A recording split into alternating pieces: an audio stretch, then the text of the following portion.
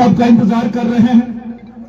और अभी हमारे बीच में हमारे यहाँ के लोकप्रिय नेता प्रत्याशी सन ऑफ द साइल जो इस डिस्ट्रिक्ट के रहने वाले हैं, वो हमारे बीच में यहाँ पे आए हैं। मैं इस भद्रवा की पवित्र भूमि पे डॉक्टर साहब का हार्दिक अभिनंदन करता हूं, यहाँ पे इनका स्वागत करता हूं।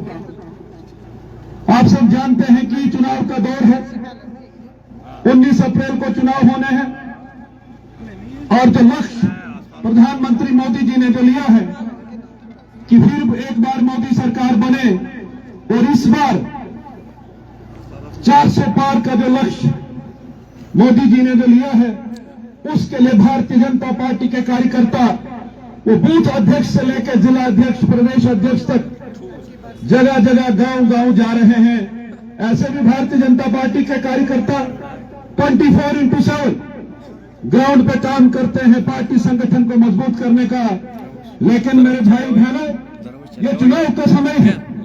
कार्यकर्ता की जो पहचान इलेक्शन के टाइम पे होती है कि वो कितना क्या रिजल्ट वहां से अपने देता है। इसलिए मैं आपसे निवेदन करूंगा कि कुछ कहते हैं, मीडिया के साथी मुझे पूछ रहे थे कि ये फाइट कैसे रहेगी। मैं विश्वास से यहां कह सकता हूं, याद रखिएगा 4 जून को जब रिजल्ट आएगा, मैंने ये कहा था कि ये वन साइडेड गेम है, यहां कोई मुकाबला, कोई कंपटीशन नहीं। किसके साथ कंपटीशन? कंपटीशन अगर है तो हमारा अपने साथ कि हमने जितनी लीड ली थी पिछली बार, उससे ज्यादा लेने का जो लक्ष्य हमने लिया है, वो चुनौती हमारे सामने है। कुछ कहते हैं कि चौधरी लाल सिंह जी से कंपटीशन है, कोई खाता नहीं है यहाँ। खासकर डोडा डिस्ट्रिक्ट की बात करूं, मैं कठुआ में भी, उधमपुर में भी कंपेनी के लिए वहां गया। वहां एक तरफा वोट भारतीय जनता पार्टी को पड़ने जा रहा है। मैं डॉक्टर साहब को विश्वास दिलाना चाहूंगा कि डिस्ट्रिक्ट डोडा से भारतीय जनता पार्टी बड़े मार्जिन से यहां लीड आपको देगी। आपको इसकी चिंता करने की कोई जरूरत नहीं है। और जिस लाल सिंह की ये बात करते हैं, 10 साल वो भी एमपी रहे, उनकी सरकार रही, केंद्र में कांग्रेस की सरकार रही, यहां कोalition की सरकारें होती रही। जैसे दिलीप जी ने कहा, कोई एक काम यहां भद्रवा के लिए हो, डोडा के लिए हो, या इस हमारे पूरे चुनाव पंथ के लिए अगर वो बता दे कि मैंने ये काम किया है, उनके पास बोलने के लिए कुछ नहीं। आज केवल जात पात की राजनीति पे उतर आए हैं। लेकिन मैं ये विश्वास से कहूंगा कि जितनी बड़ी संख्या में आज मुस्लिम भाई हमारे साथ जुड़ रहे हैं, ये मार्जिन बहुत बड़ा होने वाला है। और डॉक्टर साहब फिर तीसरी बार हैट्रिक यहां से लगाने वाले हैं। जहां तक डेवलपमेंट विकास की बात है, आज आप देख रहे हैं हाइड्रो प्रोजेक्ट्स हो, नेशनल हाईवेज हो, टनल्स हो, या डायरेक्ट बेनिफिट स्कीम जो मोदी जी द्वारा, जो सरकार के द्वारा, भाजपा सरकार के द्वारा जो आज गरीब मजदूर किसान महिलाओं को जो फायदा आज हो रहा है, मैं आपसे विनती करूंगा कि ये आगे और कंटिन्यू रहे। हम जिस लक्ष्य को लेकर जा रहे हैं कि फिर एक बार मोदी सरकार बनाने का जो हमारा लक्ष्य है, उसको हमने पूरा करना है। और यहां भद्रवा भारतीय जनता पार्टी का गढ़ रहा है। यहां स्वर्गीय दया किशन कोतवाल जैसे नेता, जिन्होंने हमारा मार्गदर्शन किया है, वैसे नेता यहाँ पे रहे हैं। यहां संगठन का बड़ा मजबूत काम रहा है। इसलिए मैं आप सबसे निवेदन करूंगा कि इसको और मजबूत करते हुए घर घर, गांव गांव तक पहुंचना है।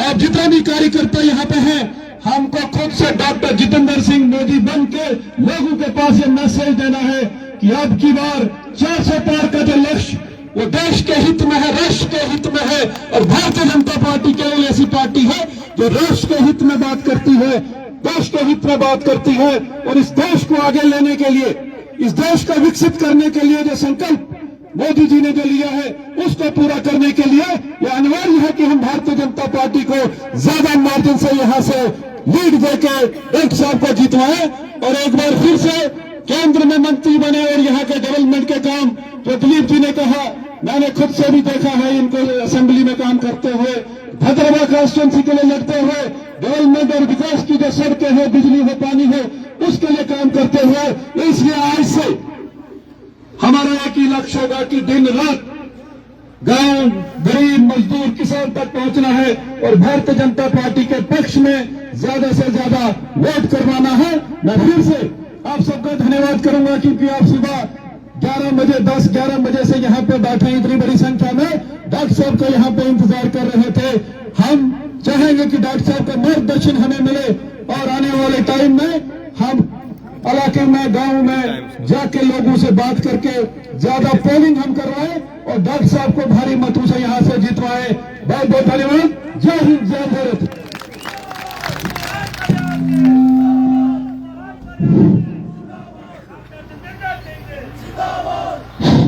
भारतीय जनता पार्टी जिंदाबाद, जिंदाबाद। मैं अब मंच पे जो बड़ी देर से आप सुबह से इंतजार कर रहे हैं माननीय डॉक्टर जितेंद्र सिंह जी को, उनको निवेदन करूंगा कि वो मंच पर आएंगे और आपको संबोधित करेंगे। एक बार नारा दूंगा, जोर से उसका जवाब देंगे तालियों से। डॉक्टर जितेंद्र सिंह जी, हाथ दोनों खड़े करके, अभी आवाज नहीं आई। Doctor Jitendra Singh ji, doctor Jitendra Singh ji, Bharatiya Janata party, Shri Narendra Modi ji, Bharatiya Janata party जिंदाबाद, जिंदाबाद जिंदाबाद, भारतीय जनता पार्टी जिंदाबाद, जिंदाबाद जिंदाबाद। मैं समझ सकता हूं 10 बजे से बैठे हुए थकावट हो गई है, आप वो जतलाना भी चाह रहे हैं, लेकिन थोड़ा सा दोनों हाथ से लग जाएगा नारा तो ये चुनावी अभियान में 4-4 लग जाएंगे। भारतीय जनता पार्टी जिंदाबाद, नरेंद्र भाई मोदी जिंदाबाद, जिंदाबाद जिंदाबाद, शक्ति परिहार जिंदाबाद, जिंदाबाद, दिलीप परिहार जिंदाबाद, जिंदाबाद, विजय ठाकुर जिंदाबाद, जिंदाबाद, धर्मेंद्र सिंह जिंदाबाद, ज्ञानचंद जी जिंदाबाद, जिंदाबाद, हमारे कौन बच गई, मंजीत राजदान, ये तो यही की संतान है, जिंदाबाद। सबसे पहले तो आपसे माजरत करनी है, माफी तलब करनी है।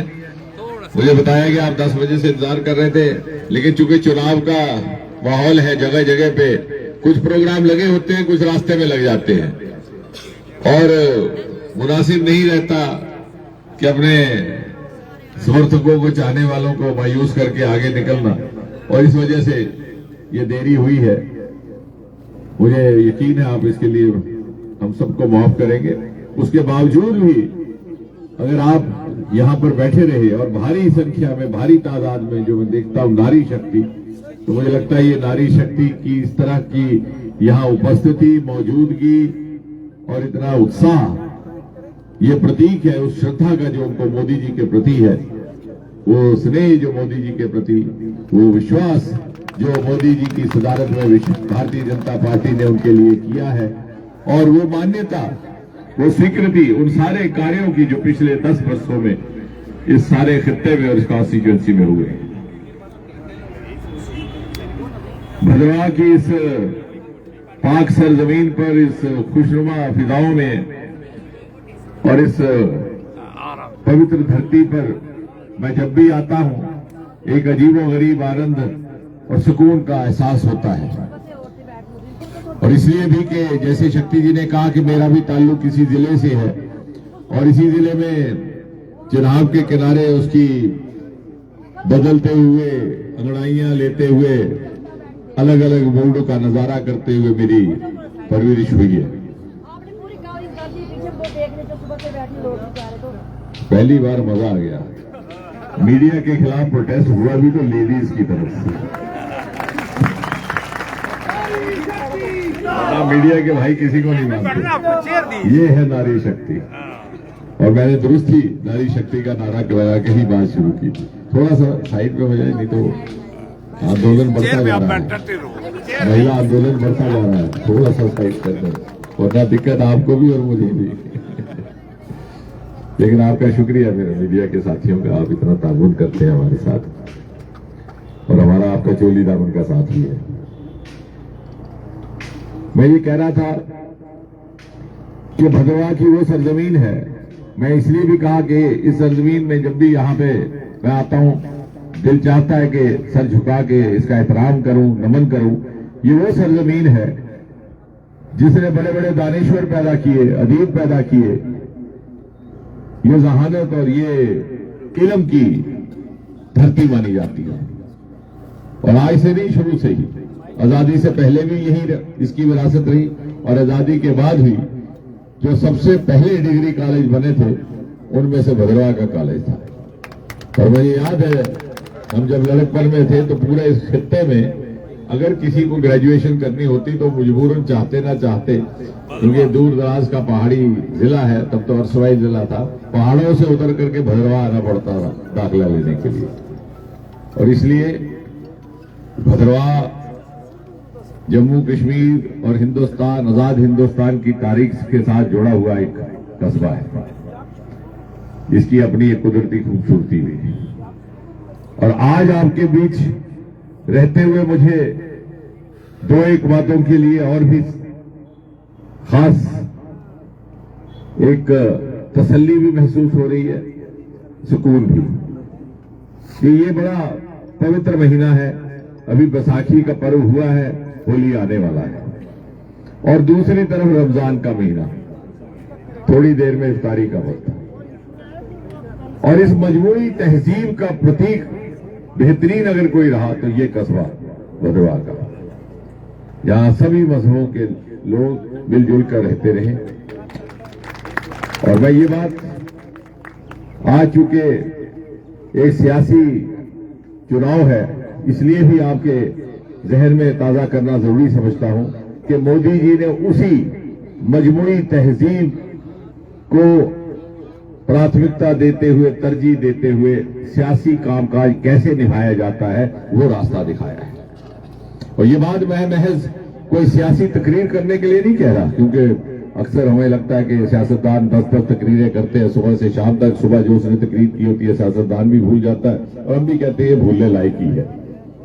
लेकिन जो मैं कह रहा हूं वो ठोस सबूत और प्रमाण के आधार पर। मिसाल के तौर पर जब हमारी बहनों के घर गैस के सिलेंडर बांटे गए तो ये ना पूछा गया कि घर हिंदू का है कि मुसलमान का। एक भी बहन अगर हाथ खड़ा करके कह दे तो मैं अपनी बात वापस ले लूं, पूछा किसी से मैं? जब कच्चे मकान पक्के में तब्दील किए गए तो डीसी साहबान को फरिस्त दी गई और कहा कि कोई मकान कच्चा ना रहे। ये ना पूछा गया कि मकान हिंदू का कि मुसलमान का, ब्राह्मण का कि ठाकुर का। और ये भी ना पूछा गया कि पिछली बार किस पार्टी को वोट दिया था, और ये भी ना कहा गया कि अगर भारतीय जनता पार्टी को वोट नहीं दिया तो नहीं बनेगा। एक इंसाफ पसंद कामकाज करने का सलीका, एक न्यायपूर्वक कार्यशैली, ये मोदी जी ने इन 10 सालों में कायम करने की कोशिश की है। यह सिर्फ जनहित के स्कीमें ही नहीं है जो यहां पहुंची, इन्होंने हमारी तहजीब बदलने का काम किया है, हमारी राजनीतिक संस्कृति बदलने का काम किया, हमारी मानसिकता, हमारी सोच, हमारा एक दूसरे को देखने का नजरिया बदलने का काम किया है। ये मैं बातें इसलिए कह रहा हूं कि अक्सर सियासी संवाद में ये बातें कम आती हैं, लेकिन ये चूंकि दानिश्वरों का शहर है, शायद कभी कोई मुताला करेगा। वजीर आजम बनने के 3 महीने के बाद लाल किले से जो पहला तकरीर करते हैं मोदी जी, तो कहते हैं कि मेरा पहला काम रहेगा बहनों के लिए टॉयलेट बनाना। मैं गलत नहीं कह रहा, गलत कह रहा हूं, और आज गलत कहने का जमाना भी नहीं रहा। ये हमारे मीडिया के दोस्त, इससे पहले कि मैं अपनी बात मुकम्मल करूं, अपने हाथ से ये जेब से छोटा सा यंत्र निकालते हैं, गूगल दबाते हैं और तस्दीक करते हैं कि सच बोल रहा है कि झूठ बोल रहा है कि 2014 में यौम आजादी के दिन ऐसा कहा भी था वजीर आजम ने कि नहीं। और ये बात इसलिए भी भद्रवाह में खड़े होकर के कहनी जरूरी है कि इसी जगह को लेकर के एक बात बड़ी मशहूर हुआ करती थी जब हम कम उम्र थे, कि यहां के लीडरान यहां पर एक बयान देते हैं, जम्मू में दूसरा देते हैं, दिल्ली में तीसरा देते हैं, और तीनों बयान बिक जाते हैं, तो 3 अवाम को ठग लेते हैं और वोट भी बटोर लेते हैं। 2-1 अखबारें निकलती थी, 4 दिन के बाद घर पहुंचती थी, पढ़ने वाले भी कम ही होते थे, कोई पढ़ के सुनाता था। लेकिन आज ऐसा नहीं है। जो मैं बात कह रहा हूं, हमारे दोस्त इसी वक्त मुल्क के कोने कोने तक पहुंचा देंगे, और अगर मुझे नहीं छुई हो तो सारी दुनिया में पहुंचा देंगे, खुदा माफ करे। आज सदाकत से, सच्चाई से हकीकत बयान करने का वक्त, तर्क, तथ्य, तुलना, और तब आपको समझ आएगा कि पहले क्या था और आज क्या है। हमने वो जमाना देखा, कांग्रेस का दौर, जब पानी की नालियां भी बिछती थी तो ये कहा जाता था कि साहब ये बस्ती छोड़ दे रहा, ये हमें वोट नहीं देती है, ताकि थोड़े से परेशान हो फिर आकर के कहें, और फिर उनको रुला करके पानी का नलका देना। या मोदी जी ने कहा हर घर में जल, ये नहीं पूछा घर किसका है। और जब टॉयलेट की बात की तो 10 करोड़ 12 करोड़ घरों में टॉयलेट बन गए, एक घर नहीं रहा। और ये मैंने इसलिए कहा कि तहजीब बंदी है कि ये बात वो लोग समझेंगे जो इसकी सहूलत समझते हैं, या वो लोग समझेंगे जिन्होंने वो जमाना देखा जब ये सहूलत उनको मैसर नहीं थी। हमने देखा हमारे घर की बड़ी, कोई ताई, कोई कुछ, सुबह 4:30 बजे उठ करके खेतों में जाती थी। हम बच्चे थे, समझ नहीं आता था कहां जा रही है, पूछे तो कोई जवाब नहीं, ना वो कह सकती था। हम कई बरस लग के बाद में समझे क्या था ये, कितना अत्याचार, कितना जुल्म वो अपने साथ करती थी। 70 साल आजादी को हो गए, इतनी सरकारें आई, इतनी गई, इतने एमपी आए, इतने गए, इतने जनप्रतिनिधि आए, इतने गए। हमारी किसी बहन ने ये अपना दर्द बयान नहीं किया, और हम मर्दों ने उसकी तर्जुमानी भी नहीं की, क्योंकि हमारे यहाँ परवरिश ऐसी होती है, चाहे हिंदू है कि मुसलमान है कि ब्राह्मण है कि बेटी को उसी तरह से पाला जाता है, सहनशीलता की मूर्ति बना करके। बचपन में वो माँ बाप के आगे नहीं बोलती, बड़े होकर के ससुराल के आगे नहीं, फिर अधेड़ होकर के बच्चों के आगे। लेकिन वो दर्द जो उसने बयान नहीं किया, वो दर्द जो हमने भी नहीं पहुंचाया, वो मोदी जी ने समझा। और इसलिए ये नारी शक्ति आज 19 अप्रैल का इंतजार कर रही है। और ये बात मैं इसलिए हौसले के साथ कह रहा हूं, यकीन और विश्वास के साथ कह रहा हूं कि कल ही जब मुझे कोई कहने आया कि कांग्रेस के फलां लीडरान आपके बारे में ऐसा कुछ कह रहे हैं कि हाँ वोट ना डालिए, तो मैंने कहा उनको कह दीजिए, बेशक कहें, लेकिन कभी उनको ये भी पूछिएगा कि उन्हें अपने घर में अपनी माता, अपनी बहन को पूछा कि क्या वो उनको वोट डाल रही है, क्योंकि मुझे लगता है वो भी मोदी जी को ही वोट डालेंगे। और ये वोट सिर्फ पार्टी के लिए नहीं है, ये उस तहजीब जो नई कायम की है मोदी जी ने, और यही दरअसल एक जमहूरियत का तकाजा है, लोकतंत्र का भाव है। 60-70 बरस हम खानदानी राज को ही जमहूरियत समझ रहे और पुष्ट दर पुष्ट वोट देते रहे। कोई ऐसा दौर ना गुजरा, कोई ऐसा वक्त ना गुजरा जब अर्शवाई डोडा से कोई ना कोई एमएलए रियासती वजीर ना रहा हो, और कोई ऐसा दौर ना गुजरा जब यहां से एमपी मरकज में वजीर ना रहा हो। फिर क्या कारण है, क्यों कर है कि जो दिलीप सिंह जी ये काम गिनवाए वो 2014 के बाद ही होने थे, पहले भी तो हो सकते थे। यही पहाड़, यही बस्तियां, यही लोग, यही मजबूरियां, यही दुश्वारियां, ये सड़कें पहले भी तो बन सकती थी। लेकिन शायद वो जो तुष्टीकरण, वो क्षेत्रीय भेदभाव की राजनीति कि कहां करना है कहां नहीं करना, इसके बारे में भी सोच लिया जाता था, पहले से तय किया जाता था, उसका भी मनसूबाबंदी होती कि किसी इलाके को पसमानदा ही रहने दो, ताकि पुष्टदार पुष्ट वो सिर्फ वोट बैंक तक ही महदूद रहे। मोदी जी ने उस निजाम को बदला है, और ये उन्होंने प्रधानमंत्री बनते ही कहा कि मेरा अव्वलीन फर्ज रहेगा कि जो तबके पिछड़ गए, जो इलाके पिछड़ गए, उनको तरक्की की राह पर ला करके बराबर की सतह पर लाना। तो मुझे खुशी है कि 10 सालों में वो काम हुए जो 40-50 साल पहले भी हुआ करते थे। मैंने कभी किसी पर जाति आज तक न टिप्पणी की है, तबसरा किया। हालांकि मीडिया वाले बड़े उकसाते रहते हैं, फलाने आपको गाली दी तो आप क्या कहेंगे, फिर सोचते हैं मैं भी गाली दूं, फिर उसको पूछेंगे तुम्हें गाली कैसी लगी। मैं अक्सर उससे परहेज करता हूं, लेकिन हकीकत ये है कि साबका बहुत से ऐसे एमपी और एमएलए यहां से गुजरे हैं जिनके घरों तक सड़कें पहुंचाने का काम पिछले 10 सालों में हुआ, और मुझे खुशी है कि हिस्सा, ये काम करने का हिस्सा इस टोली के जिम्मे आया। ये परमात्मा का वरदान था और मोदी जी का आशीर्वाद। और इसलिए इस बार का चुनाव महज एक चुनाव नहीं, एक बड़ा फलसफाना रंग इख्तियार कर चुका है। दूसरा, मैंने आपसे कहा था कि एक वजूहात से आज सुकून महसूस हो रहा है आपके सामने कि आज 6 अप्रैल का दिन भारतीय जनता पार्टी का स्थापना दिवस भी होता है, फाउंडेशन डे भी होता है। इत्तेफाक से आज मुझे यहां रहना था, हालांकि इससे से कोई पहले से मंसूबा नहीं था। और इसकी इसलिए अहमियत है कि सन 1980 में जब आज से 44 वर्ष पहले, क्योंकि जनसंघ को जोड़ दिया गया जनता पार्टी में, और ये जनसंघ की ही खूबी थी कि जब डुअल मेंबरशिप का सवाल आया तो हमारे वजीरों ने काबीना छोड़ दी और फिर से एक दूसरे रंग में, दूसरे अवतार में जन्म लिया इस संगठन ने 6 अप्रैल 1980 को भारतीय जनता पार्टी। और भारतीय जनता पार्टी का पहला अधिवेशन मुंबई में हुआ। मुझे ठीक तरह से याद है, शायद पुराने लोगों को भी ख्याल होगा, अटल बिहारी वाजपेयी जी ने अपने अंदाज में, शायराना अंदाज में तकरीर करते हुए कहा था कि हिंद महासागर के किनारे खड़े होकर के मैं साहस करता हूं कहने का कि बादल छटेंगे, धूप निकलेगी, कमल खिलेगा। और ये कमल भी खिला।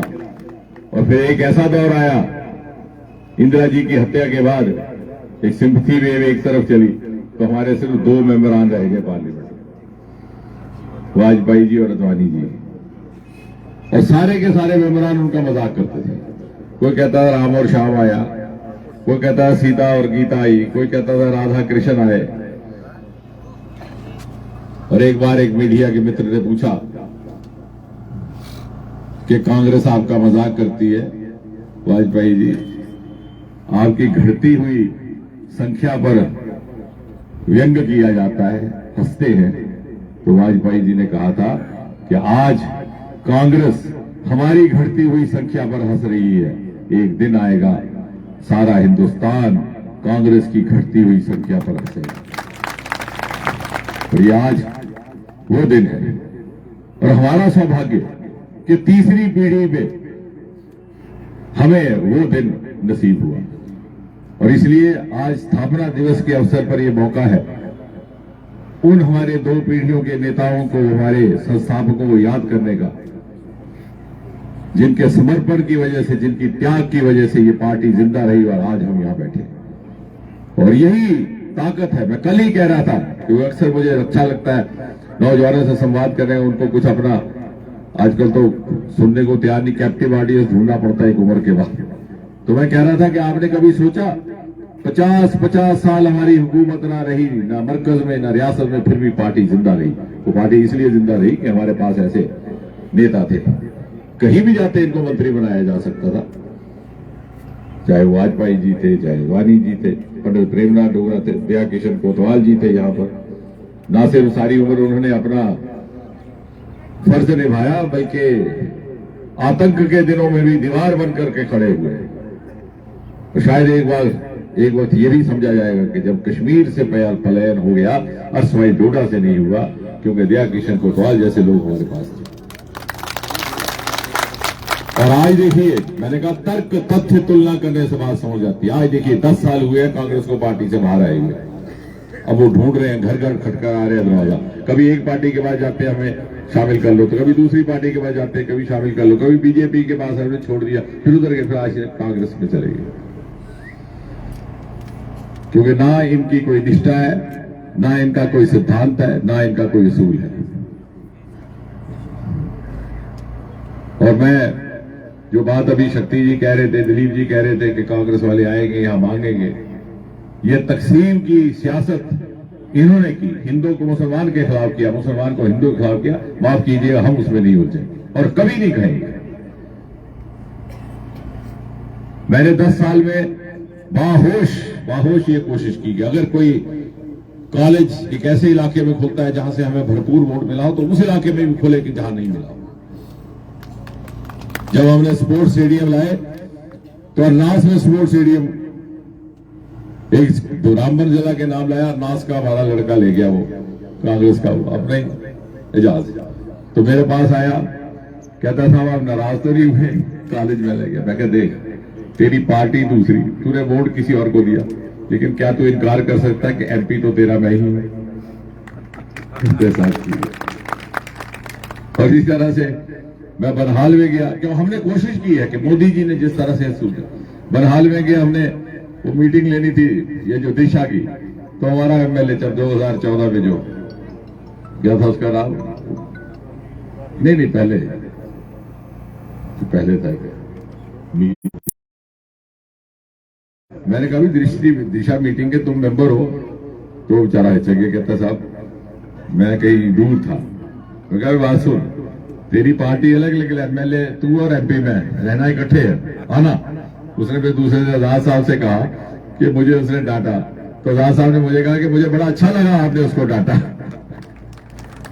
अगर हम भी ये तहजीब ना बदलेंगे तो जिस तरह से हमारी जहानत, हमारी मानसिकता को दूषित किया है कांग्रेस पार्टी ने 60-70 बरस तक, तो क्या यही हमारे बच्चों को भी हम विरासत में देंगे? अब कांग्रेस के कैंडिडेट, कल ही कोई कह रहा था कि चिनाब के उस पार हिंदू बन जाते हैं, चिनाब के इस पार मुसलमान बन जाते हैं, यानी सिर्फ एक दरिया का फासला है। तो कोई उनसे खुद तो पूछे कि आप हिंदू हैं कि मुसलमान हैं? लेकिन इलामा इकबाल ने कहा है कि मजहब ना चाहिए मुझे, ईमान चाहिए। वो मजहब में माने जिसमें ईमान ना हो, और जिसमें ईमान श्रेष्ठ हो उसमें सभी मजहब मौजूद है।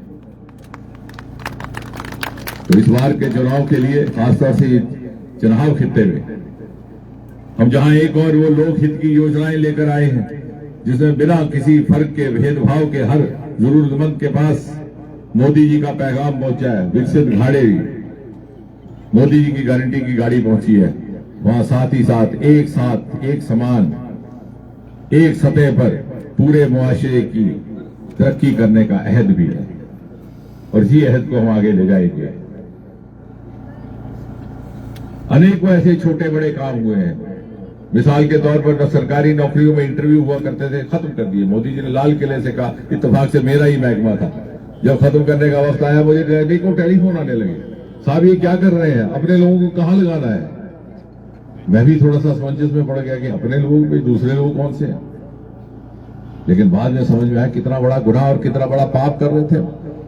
4 नौजवानों की नौकरी लगानी हो रिश्वत लेकर के या भाई भतीजा बात करके, और उसके बदले में 400 लड़के रह जाते, तो कितना बड़ा गुनाह था।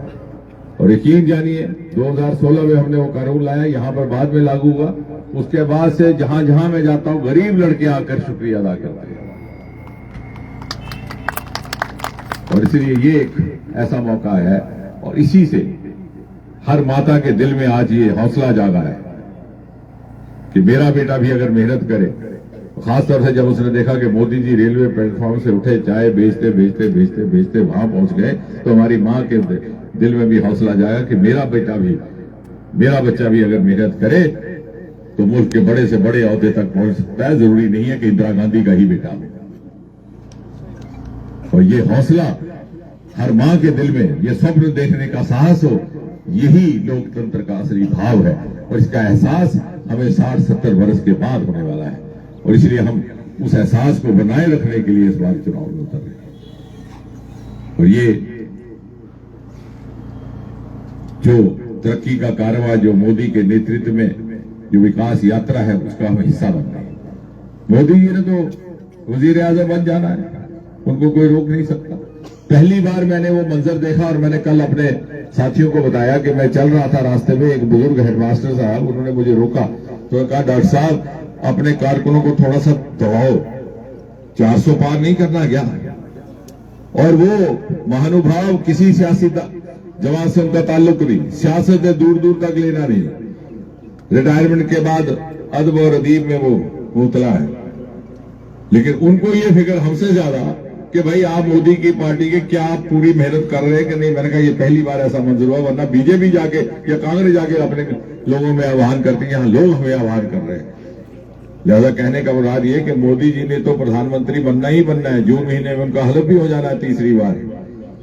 लेकिन ये परख हमारी है, इम्तिहान हमारा, हमारे जमीर का, हमारी अंतरात्मा का, कि क्या हमने, हमारा क्या योगदान रहा, हमारी क्या भूमिका रही, ताकि जब मोदी जी इस बार 3री बार बैठे तो उनकी विजय माला में हम भी कह सकें कि भदवा की खूबसूरत वादियों से एक फूल हम ये भी लेकर आए। ये जो कामों का सिलसिला ये जारी रहेगा। सड़कें बनी हैं, बहुत बनी हैं, मैं नहीं कहता सब बन चुकी हैं, और भी बढ़ेगी, नई बस्तियां बनेगी। आज के गांव कल के शहर होंगे, आज के जंगल कल के शहर बन जाएंगे, नए लोग बसेंगे, जहां बसेंगे वहां जरूरतें भी होंगी, सड़कों की भी, मकानों की भी। और इसीलिए तो ये सिलसिला बना है, ये व्यवस्था बनी है। लेकिन इतना जरूर है कि मोदी जी के आने के बाद ये सिलसिला जारी है। दिलीप जी ने 2-4 बातों की बात की, मुझे खुशी है कहते हुए। छत्रगला का टनल कई बरसों से कहा जाता था कि बनना चाहिए, लेकिन किसी ने इसको तवज्जो नहीं। दिलीप जी ने ये बात उठाई, बड़ी मुश्किल से फाइल तैयार की गई, इसका कोई सर्वे करने को तैयार नहीं था। मैं ये बात इसलिए कह रहा हूं तफसील में, क्योंकि अदरवाइज क्या होता है कि मेमोरेंडम दे दिया, फोटो खिंचा दिया, बाद में कुछ नहीं हुआ। लेकिन कितनी मुशक्कत होती है इसके पीछे। फिर बीकन्स है, बीआरओ का एक अदारा, उसने इसका सर्वे किया, इसकी डीपीआर हो गया। लेकिन उसके बाद वो कहने लगे साहब हम बना नहीं सकते, 4000 करोड़ का टनल, हमारे पास इतना पैसा नहीं। हम पहुंचे नेशनल हाईवे अथॉरिटी, उन्होंने कहा साहब हमारे पास उसकी टेक्नोलॉजी नहीं, ये तो बीआरओ की है, तो आप कोई सिक्योरिटी कारण हो तो हम बना दें, या उनको कहें। फिर आखिरकार इधर उधर 3-4 साल लग गए। आखिरकार गडकरी साहब की मेहरबानी से अब ये मंजूर हुआ कि अगली बार भारतमाला में उसको शामिल कर दिया जाएगा। उसको बनने में हो सकता है कई साल लग जाए, 6 साल 7 साल, लेकिन आने वाली नस्लें याद करेंगी कि ऑल वेदर रोड होगी। यहां से आप लखनपुर सीधा चले जाएंगे, डोडा से और भदरवा से होता हुआ डलहौजी पहुंचेगा। मैं कह रहा था उस दिन कि एक दिल्ली में डीएनडी है, कि यहां पे भी डीएनडी होगा, डोडा टू डलहौजी, तो है वो 3-4 घंटे में। और दूसरा ये जो हाईवे इस तरफ से चंबा वाला, इसके लिए काल जुगार के टनल का वो भी बन चुका है, डीपीआर वो भी बन चुका है, और इसका डीपीआर भी बन रहा है। ये जब टनल बनेगा तो आपका लगभग चंबा जाने का 2 घंटे का सफर कम हो जाएगा। और जब आमोद-रफ्त बढ़ती है तो रोजगार भी बढ़ता है, उसके साथ तजारत भी बढ़ती है, और उसके साथ तरक्की भी आती है, और वो सिलसिला अब जारी है। और मुझे खुशी है कि क्योंकि जैसे मैंने कहा, अगर पिछड़ा आप याद नहीं करेंगे तो आपको समझ नहीं आया। 2014 से पहले ये आलम था कि डोडा से भदरवा आए हो तो मन में ये खौफ रहता कि पीछे से हल्की सी पसी आ गई तो 6-7 घंटे लग जाएंगे उसको साफ करने। और ऐसा हुआ हमारे साथ। एक बार मैं यहाँ 2013 में था, युवा मोर्चा का कार्यक्रम में आया हुआ, हल्की सी बारिश लगी, मैंने कहा बेटा आप काम करो, मैं चलता हूँ। बोले सर नहीं कुछ नहीं होगा। मैं कहा कुछ नहीं होगा, 3-4 घंटे वेस्ट हो जाएंगे। और वाकई मेरे जाने के 1.25 घंटे बाद यहाँ पसी आ गई। आज वो मलमल की तरह सड़क बनी हुई है। तो ये बात इसलिए भी कहनी जरूरी है कि 10 सालों में एक नई पीढ़ी परवान चढ़ी है जो इस बार फर्स्ट टाइम वोटर है। उनको बहकाने और गुमराह करने की भी कोशिश हो रही है, लेकिन वो तर्क से बात करते हैं और उनको तर्क से समझाना है, और वोट भी उनके साथ तर्क के साथ।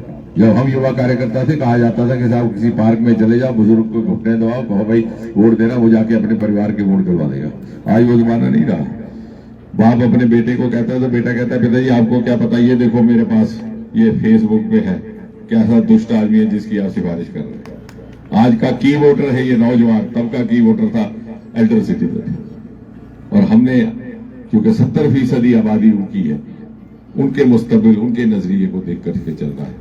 और ये वोट उन्हीं की नजर भी होगा, क्योंकि मोदी अक्सर बात करते हैं सन 2047 के हिंदुस्तान की, जब हिंदुस्तान अपनी आजादी की 100वीं सालगिरह मनाएगा। और उस वक्त आज का नौजवान, यही 18 वर्ष के बच्चे उसके निर्माता कहलाएंगे। परमात्मा ने इनको वरदान दिया, तो वो अपना भरपूर योगदान दे सके, ये उनको है। और इसलिए लंबी बात ना करते हुए मैं आखिर में सिर्फ इतना गुजारिश करूंगा कि 19 अप्रैल को सुबह 10 बजे तक, 11 बजे तक हम सब अपने अपने वोट डाल दें। जैसे मैंने कहा, मोदी जी ने तो वोट बनना ही बनना है, लेकिन हम ये कहने के काबिल हों कि आपकी विजयवाला में एक फूल भदरवा की खूबसूरत वादियों से भी हम लेकर के आएगा, ताकि आगे के काम करने में हमें और साहस रहे अपने मुतालबे रखने का। और हमारी जो मशीन है उस पर 3रा नंबर रहेगा हमारा, भारतीय जनता पार्टी का इस बार। तो 3रा नंबर, और उम्मीदवार भी आपका 3री बार आपके सामने खड़ा है। और जो एक सज्जन जो गलती कर बैठे हो 2 बार ना देने की, वो उनको सुधारने का मौका भी है। और मैं हकीकत बयान करने वाला इंसान हूं। मैं कल एक ऐसी जगह था जहां भरपूर नेशनल कॉन्फ्रेंस को वोट मिला करता। मैं कहा देखो आपका कसूर नहीं है, कसूर हमारा है। 2014 में हम आए, हमारे बारे में तरह तरह की बातें की जाती थी कि आपकी खुराक बदल देंगे, आपका ये करेंगे वो करेंगे, और हमें भी कहने का कोई हक, क्योंकि 50-60 साल हमें किसी ने हुकूमत में रहने का मौका नहीं दिया। तो हमारे बारे में जो गलतफहमियां थी वही लोग सच बैठे। लेकिन अब आपने 10 साल में देखा कि ऐसा कुछ नहीं, बल्कि हमने ज्यादा नया इंसाफ पसंदी से काम किया है निस्बतन उन लोगों के जो हमारे बारे में इस बातें करते थे। और आज मुआशरे का हर तबका इस बात को कबूल कर रहा है, स्वीकार कर रहा है। इसलिए तीसरे नंबर को तीसरी बार और इतनी भारी संख्या में अगली की सारी लाइनों में हमारी माताएं बहनें नारी शक्ति बैठी है। तो एक आपकी इजाजत से एक और गुजारिश रखनी है। अक्सर उस दिन हमारा काम ज्यादा युवा मोर्चा के जिम्मे पड़ता है कि आप सबको पहुंचाओ। वैसे तो इस बार ऐसी व्यवस्था हुई है कि 85 साल से ऊपर के जो बुजुर्ग हैं उनके घरों में भी वोट पड़ जाएंगे, पोर्टल के जरिए डीसी डलवाएगा, या जो नहीं पहुंच सकते बाकी हमारे कारकुन उसमें रहते हैं। लेकिन आपको देख करके मुझे एक हौसला हुआ कि आप हमारा काम आसान कर सकती है, सिर्फ आप, क्योंकि कोई ऐसी हमारी बहन नहीं जिसके कंट्रोल में कम से कम 6 मर्द ना हो। अगर आप सुबह कुंडा लगा के उनको बाहर भेज दें और कहेंगे पानी का घूंट तब मिलेगा जब वापस आके काली उंगली पे निशान दिखाओगे, तो हमारा काम आसान हो जाएगा। हमारे वर्कर्स को कुछ नहीं करना पड़ेगा। 6 मर्दों की जिम्मेवारी है। औसतन अगर एक हमारी बहन ले ले तो समझिए 100% वोट 11 बजे तक हमें पहुंच जाएगा। इसी हौसले के साथ, इसी संकल्प के साथ और इसी यकीन के साथ मैं आपने इंतजार किया। आपका बहुत बहुत शुक्रिया।